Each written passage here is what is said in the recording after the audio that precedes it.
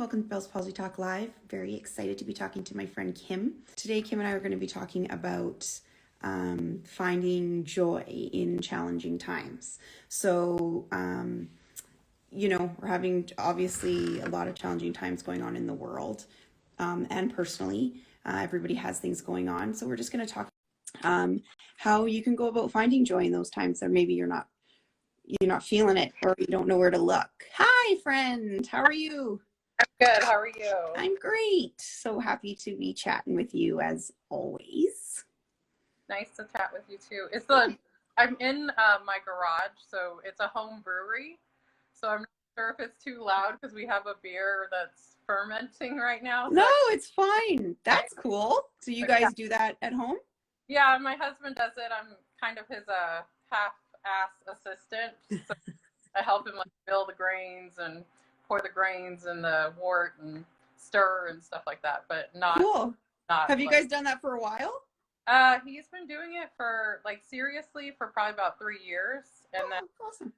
Yeah, he's progressed over that time from doing it a simpler ways to a more complex way. So yeah, that's great. I love hearing about entrepreneurs, and I'm an entrepreneur, so I just love hearing about stories, especially ones like that. That's kind of weird that you don't really know. Right? That's great. That's awesome. Good for you guys. Yeah.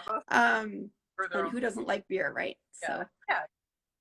So thank you for everybody coming on, joining us today. Kim and I were just chatting, kind of off and on about, Kim's chats about finding joy in life. And I think that a lot of times it's very hard when you're going through something personally, or as we are going through in the world right now, to find joy in things. So we were thinking about just kind of chatting about where we can look to find joy even in the smaller things. Now, Kim, you were diagnosed with bipolar when you were 20. Obviously, that's a very challenging time. So maybe chat a little bit about that and let our listeners know how you kind of got through that. Sure. Thanks for having me, first of all. Again, it's lovely to chat with you a second time. I'm excited. Always. Yeah. So I was, I had mental health challenges from an early age, from as far as I can remember back. I've always had challenges with my mental health, especially during times of heightened stress. When I was in my 20s, my early 20s, while I was in college is when I was diagnosed. I had it's called a episode, and it was severe with psychosis. So it got so bad that I didn't even know who I was. I thought I was famous. I thought I was a man. I thought I was Dave Chappelle, and I told people. Yeah, so I ended up getting help and going to a treatment center at the time, a behavioral health unit, for 2 weeks, and that's where I was diagnosed initially with bipolar 1 disorder. It's something I've dealt with a long time. I'm going to be 40 this year, so it's been 20 years since I was diagnosed. So I know how to manage it now with medication, talk therapy, meditation, journaling, a whole slew of things that I do to keep myself stable. But this is Bell's Palsy Talk. I talk about that as well and integrate that in. And I was working a full-time job when I was diagnosed with Bell's palsy. So as you know, it came on suddenly about a year ago now. It happened on March 7th of 2021, so it's almost a year. And I woke up feeling fine, thought I was okay, and all of a sudden my husband's telling me a joke, and I go to laugh, and half of my face. And he's like, what's going on, right? And I asked him at the time, I'm like, is my face moving? Is there something wrong with my face? Because I feel that it just didn't feel right. And he told me, it looks like only one side of your face is moving. So I immediately ran to the bathroom, looked at my face, and it looked like my face was melting on one side. So I did all the things we do, think I had a stroke at 39 years old, freak out. He took me to the emergency room around the corner from our house, and after they ruled out that it wasn't a stroke and I wasn't dying, they told me it was Bell's palsy. So as you know, it could be caused by a virus, it could be caused by stress. There's lots of things that could cause it. And usually it's temporary and doesn't last as long as it's lasted for me. So I know you've talked about it on your, maybe you want to explain a little bit on your talks that sometimes it could just be facial paralysis in general without a known, like, you know, you want to name things. So we name it. Yeah. Yeah. So you, yeah. So you have the same thing, I would imagine, you know, for anybody joining, I always like to mention frequently, I'm not a doctor. Kim's not a doctor. I feel like that's way too much school for me. I can't pay attention. But we just talk about our own experiences. For me, yes. So that's what I've been learning, that Bell's palsy, it's called Bell's palsy when it does resolve completely. And I can't remember the time frame, but I would imagine if it's almost been a year. So Ramsay Hunt means that you've gotten shingles with it in around your ear. Yeah. If you haven't gotten shingles, which is the same as you and I, it's just damage done by the zoster herpes virus. And I can refer to it if anybody's interested later in the talk, the actual spelling. But basically, it's just damage done by a virus, and that's what happened to me. So, you know, Kim and I have a lot in common. You know, fortunately, I haven't had, you know, as a drastic effects as you mental health wise, but I do, you know, we like to talk about and share with everybody here about just some of the things that we've learned through that. Bell's palsy, mental health, everything's all tied together because I'm really learning and kind of identifying with the trauma aspect now. You know, where it's a big trauma in our lives, and we've gone through this thing where you wake up and your face is different and your way you're putting yourself out to the world is different, and that's a grief that we need to acknowledge and understand that there's a lot to go through and there's a lot of ways to do that. And you know, in mental health we learn about, like you're saying, meditating, journaling, focusing on gratitude. And I don't even like the term like focus on the positive personally, because sometimes you don't really feel like there's anything positive going on. For me, I like to focus on gratitude. And I don't know how you resonate with that, because sometimes, especially when you have a broken face, you wake up like you're like, really, what's the positive in this, you know? And I think like gratitude we can maybe throw ourselves more into. What do you think about that kind of angle? There's so much going on right now with the world in general. I think it's hard probably for a lot of people to find the positive. Yeah. You know, there's just a multitude, there's a list of things that are happening. And then for me personally, with my health issues, it feels like one thing on top of another, and the previous thing hasn't even been resolved yet. Yeah. So it's hard. But if you focus on gratitude, like you were talking about, even writing lists, like a daily list of maybe 2 or 3 things that you're grateful for. For me, it's like a shift in my thinking happens, where I'm normally like a happy-go-lucky person, but you know, when this happens to me, my face, and then the bipolar, and then I had some other issues happen health-wise always past week, it's hard to keep the gratitude on the forefront. So for me, I like to write, you know, so putting it on paper, it's like a visual aid, one, and then it's forcing me to look at what I'm grateful for, instead of just hearing it in my head. Because I can say it, oh, I'm grateful for the sky, it's so pretty. Yeah, blah, blah, blah.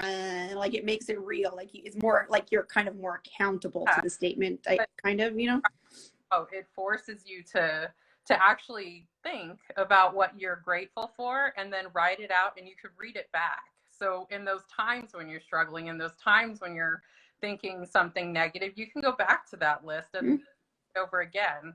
And that's a good idea. Yeah. That might trigger you to feel a little bit better throughout your day. So that's. And I think now, like, I don't like to also say, like, I know you and I have talked about this before, where, you know, you can always be like, oh, well, it could be worse, you know, but I think right now, for those of us who, you know, who live where we do, it could be worse. So that's where I'm kind of trying to really throw myself into gratitude when something like, you know, I got some stuff going on right now too, like we all do, like whatever, just another day, right?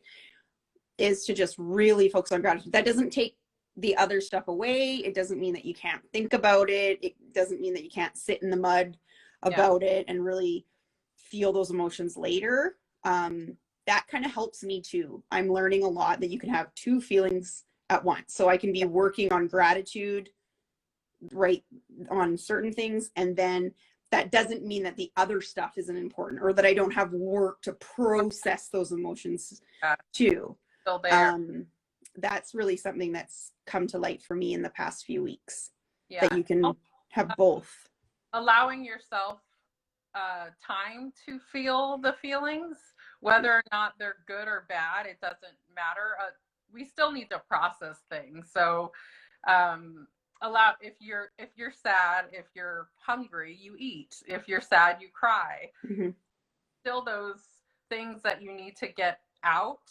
For me personally, if I bottle all of my fears, all of my sadness, all of that up, that's when things manifest in illness like Bell's palsy. 100%.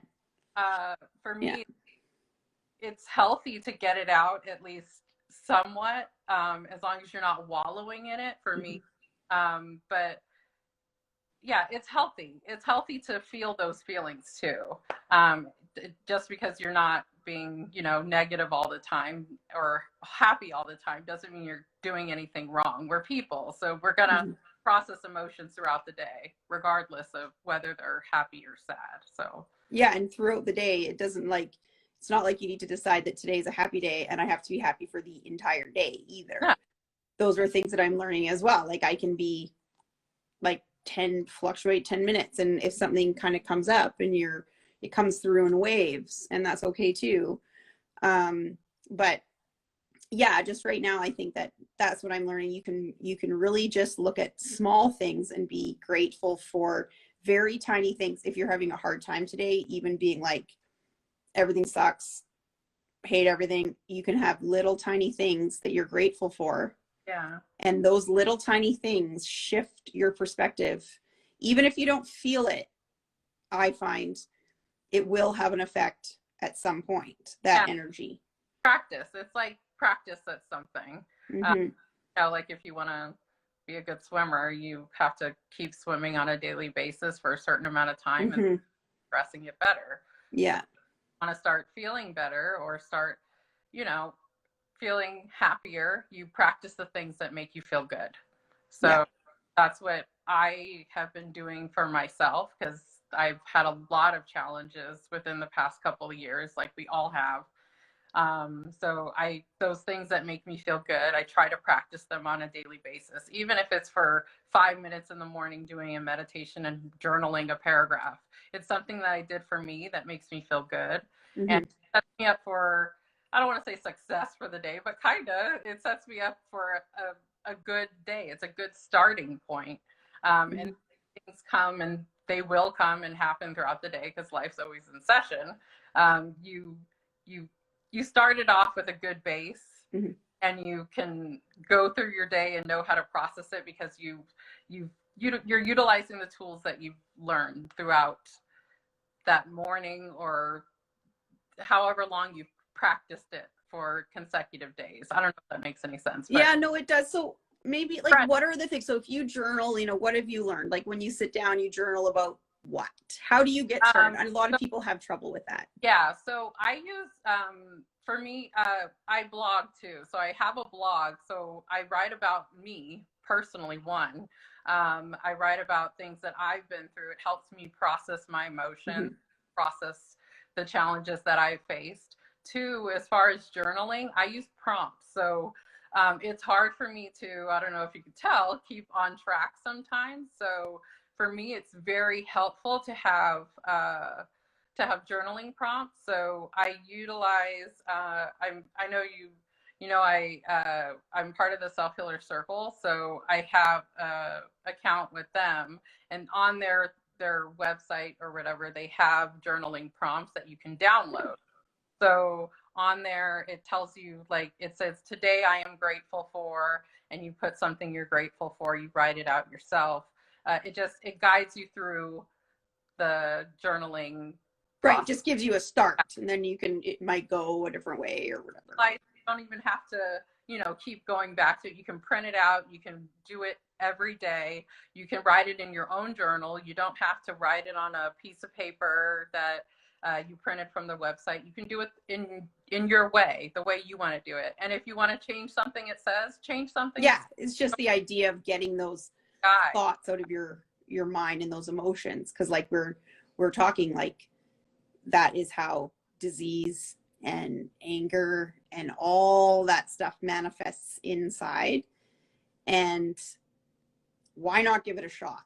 That's the other thing you and I talk about. Yeah. You sitting and getting a pretty journal and a nice pencil and sitting for 5 minutes or 10 minutes or 15 minutes on your own, focusing on yourself, because that's the number one thing too. You're taking that time for yourself to be like, hey, I'm important enough to spend this time or do whatever.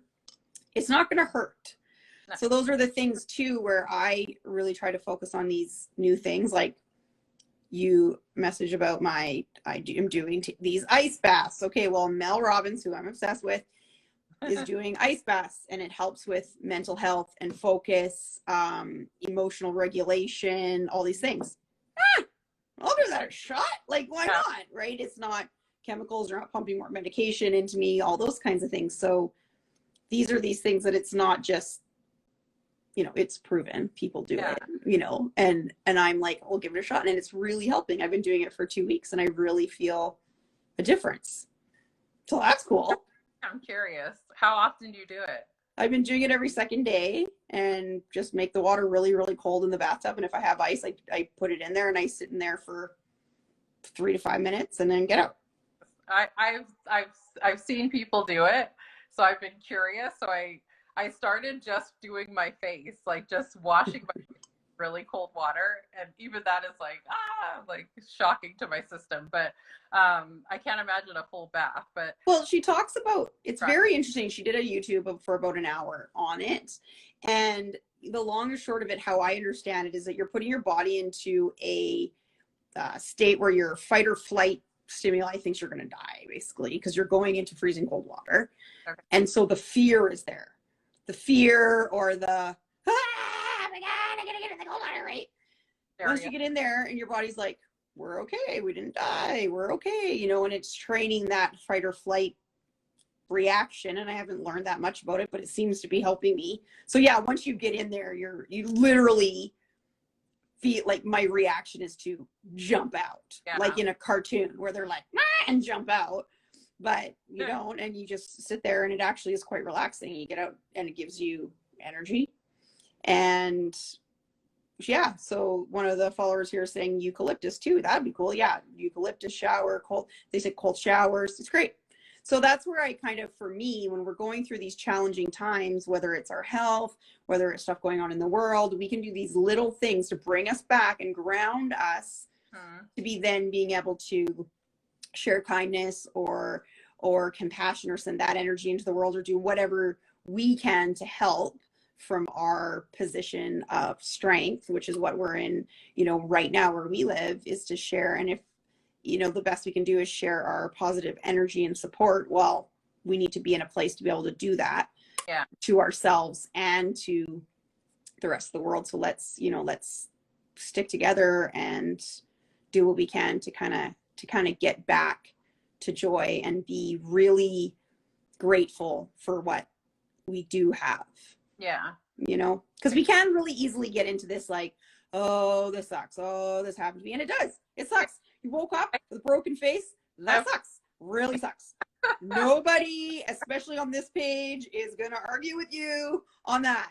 But what are we going to do? Right? So process the emotions, process the grief, try to get past it not as quickly as in your own time. And do our best, because we only get one of these shots at life. So exactly. Yeah. So let's make it a good one. Let's try to make it a good one. That's right. And find friends who appreciate us, even though we haven't really met before. I feel like we have so much in common. Everybody here on this Bell's Palsy feed, I feel like we're, connected.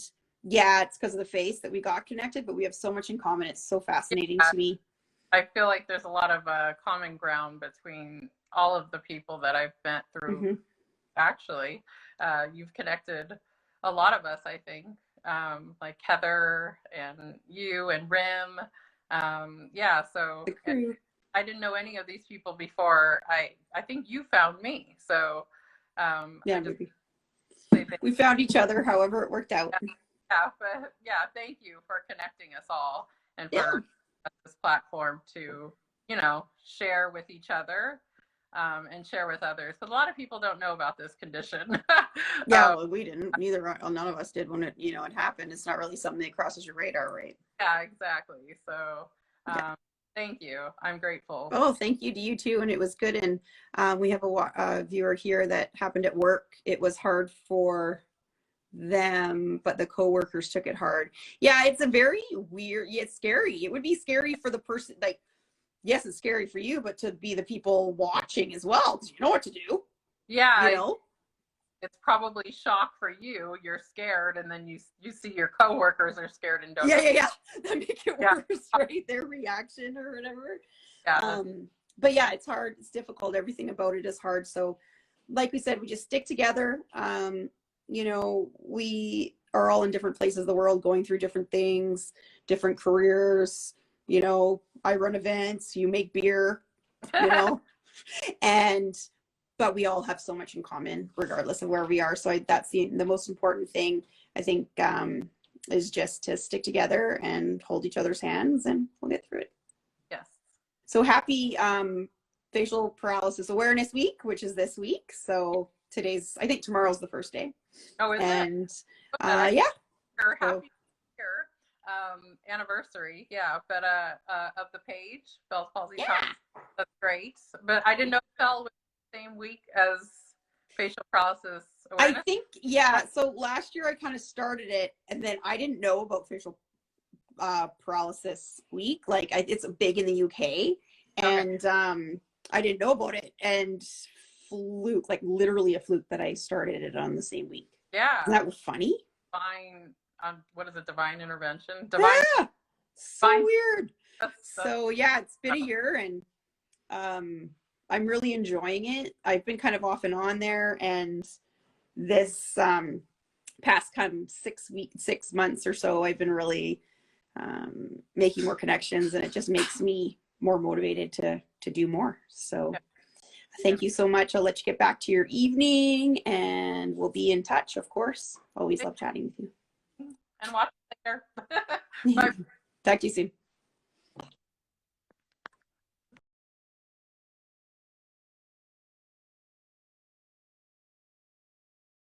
I think at first we were kind of like, oh, Bell's palsy, like grief, but it makes sense, and there's a reason why, why we do this. And so I think that there's a lot of stuff that we covered that I want to dig into and bring more to the followers in this community, all those little pieces, me being able to kind of speak to things more. Now, if somebody wants to work with you more, what's your website? I'll put your contact information, of course, in the bottom, but you're a coach as well. So how do people get a hold of you if they want to work with you and get more information about this? I serve as a licensed psychologist, and I only work with clients that were housed in Tennessee. So okay. Tennessee, and you want to get some input and some resources pertaining to grief and loss, you're welcome to head over to my Instagram page, which is at Dr. Mekel, DrMekel, and get some free things. There's also some courses that you can purchase to sort of help you begin to reimagine your life after loss. And of course, you can shoot me a DM on Instagram. I actually love this. This is where Kiri and I have connected. And it's just been a jewel to sort of have a live contact with someone through my direct messaging. So you're always Isn't it so fabulous? I've made some amazing friends, and it's just been like mind-blowing to me about how wonderful these platforms are. Thank you so much for joining me here. Let's be in touch because I have so much more to learn from you, and I know everybody here else does. You have a wonderful rest of your day, and thank you so much.